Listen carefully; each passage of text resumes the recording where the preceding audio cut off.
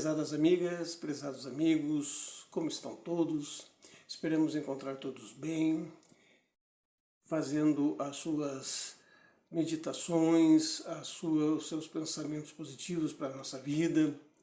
E hoje, na nossa conversa sobre o Evangelho do Cristo, nós vamos nos utilizar de um dos livros que está fazendo 76 anos. Um dos melhores livros da série Mundo Espiritual, psicografado por Francisco Cândido Xavier, pelo Espírito de Emmanuel, que é o livro Caminho, Verdade e Vida. Um livro sensacional, cheio de mensagens que nos ajudam a edificar a nossa vida, a nossa caminhada um pouco mais leve, cada vez melhor e sempre evoluindo espiritualmente. E hoje nós escolhemos do livro Caminho, Verdade e Vida, o seu capítulo 128, que ele fala sobre as dádivas espirituais. Então, para iniciarmos, vamos ler o capítulo e vamos comentar, como a gente sempre faz, parágrafo por parágrafo. E ele começa justamente com uma mensagem do apóstolo Mateus, no seu capítulo 17, versículo 9. E, descendo ele do monte, Jesus lhe ordenou, dizendo: a ninguém conteis a visão, até que o Filho do Homem ressuscite dentre os mortos.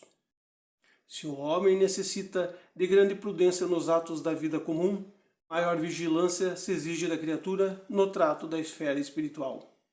É o próprio Mestre Divino que nulo exemplifica, tendo conduzido Tiago, Pedro e João às maravilhosas revelações do Tabor, onde se transfigurou ao olhar dos companheiros, junto dos gloriosos emissários do plano superior, recomenda solícito: a ninguém conteis a visão, até que o Filho do Homem seja ressuscitado dos mortos.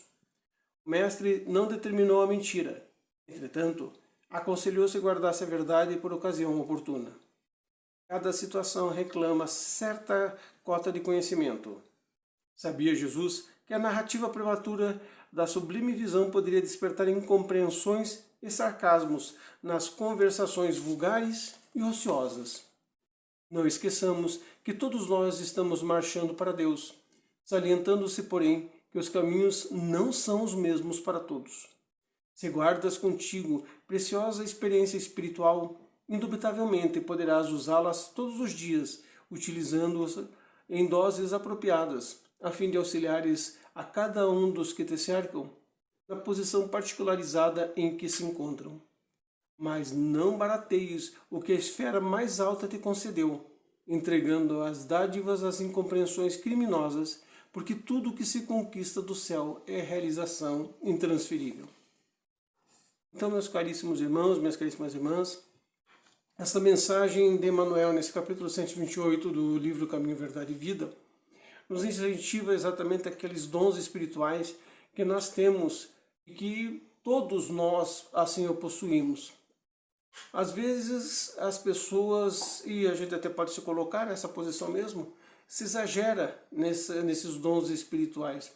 Principalmente o iniciante que começa a trabalhar dentro da doutrina espírita, na casa espírita, que trabalha com a mediunidade, se acha portador de um grande fenômeno, principalmente fenômeno de cura, de ajudar os outros. E Jesus aqui, ele nos exemplifica muito bem essa questão, inclusive Emmanuel, já nos explicando exatamente o que ele quer dizer.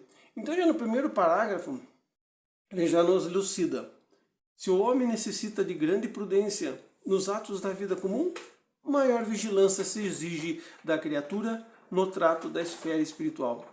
Ora, se nós, na nossa vida comum,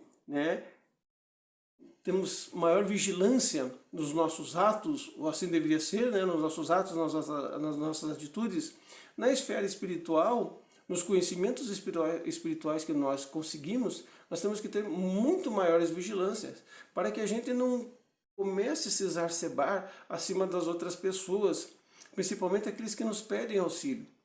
Quantas coisas nós vemos, infelizmente, no nosso mundo, e isso não acontece somente em outras religiões, em outras denominações, mas às vezes até dentro mesmo da esfera espírita, em que aquela pessoa ela se sobrepõe aos outros que estão ali para serem auxiliados, para poderem melhorar, no trato com as outras pessoas, se achando que é maior do que a própria pessoa. E Jesus aqui nos está dizendo, né, Emmanuel aqui nos está dizendo, olha, temos que ter vigilância na nossa vida cotidiana, mas na espiritual, muito mais. E o próprio Mestre Divino quem exemplifica.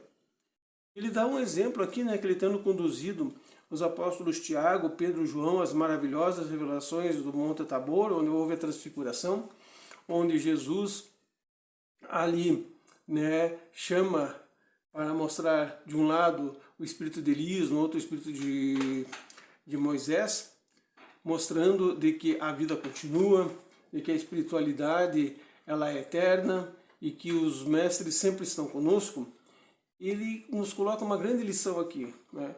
Se você trabalha nessa condição de ajudar as pessoas espiritualmente, né, não seja maior do que as outras. Seja como esses aí, né? Esses grandes mestres aqui que vieram também aqui comigo mostrar que eles ainda estão na caminhada, eles ainda estão trabalhando por todos, né? O Mestre Jesus, né, não determinou a mentira, entretanto, aconselhou que se guardasse a verdade por uma ocasião oportuna. Então, Jesus diz para os apóstolos, a ninguém conteis a visão até que o Filho do Homem seja ressuscitado dos mortos. Então ele pede, olha, não contem para ninguém o que vocês viram agora. Isso faz parte da nossa vida, né? Não contem para os outros o que vocês fizeram. Não contem para os outros os seus trabalhos espirituais. Nós sempre comentamos de que aquele que trabalha numa igreja, aquele que presta assistência numa casa espírita, ele tem que entrar mudo e ser calado. O que se faz ali nos trabalhos, se faz dentro dos trabalhos da casa, dentro das determinações da casa, a ajuda da casa. Fora isso, não há o que contar. Senão nós seremos aqueles falsos profetas que dizem que fazemos muitas coisas dentro de um determinado lugar, que fazemos muitos milagres, vamos colocar esses milagres entre aspas, e no fim simplesmente estamos lá para que o nosso ego seja cultuado, para que o nosso ego espiritual, entre aspas mais uma vez, seja o maior de todos. E o Mestre aqui está nos aconselhando, não contem nada, fiquem tranquilos, façam os seus trabalhos. Na continuação, ele vai dizer, cada situação reclama certa cota de conhecimento. Cada situação, a cada coisa que nós passamos, reclama uma cota de conhecimento. Nem tudo é igual às outras, mesmo que uma situação seja igual a outra, cada situação é uma cota de conhecimento, é uma cota de ajuda, é uma cota que você está fazendo para a determinação de uma determinada solução daquele problema. Então, não somos, o trabalho espiritual, ele não se resume ao remédio genérico que nós tomamos, que alguns tomam todos os dias e vários pacientes tomam o mesmo remédio para o mesmo problema. Não, a parte espiritual ela é muito delicada. Ela deve ser tratada de uma forma estritamente responsável, para que a gente possa atender e ser atendido também de uma maneira eficaz e de uma maneira que nos impulsione para a melhoria. Na continuação, Emmanuel nos diz, sabia Jesus que a narrativa prematura da sublime visão poderia despertar incompreensões e sarcasmos nas conversações vulgares e ociosas? E é verdade mesmo, quantas coisas às vezes as pessoas contam e isso aí vira coisa de sarcasmo, Mas não nos esqueçamos que todos nós estamos marchando para Deus. Salientando-se, porém, que os caminhos não são os mesmos para todos. Todos nós. O caminho não é o mesmo para todos. O trabalho espiritual não são os mesmos para todos. A cada um demanda uma cota diferente de conhecimento e uma cota diferente de tratamento. Cada um de nós. Ele termina dizendo, se guardas contigo preciosa experiência espiritual, indubitavelmente poderás usá-la todos os dias, utilizando-a em doses apropriadas, a fim de auxiliares a cada um dos que te cercam na posição particularizada em que se encontram.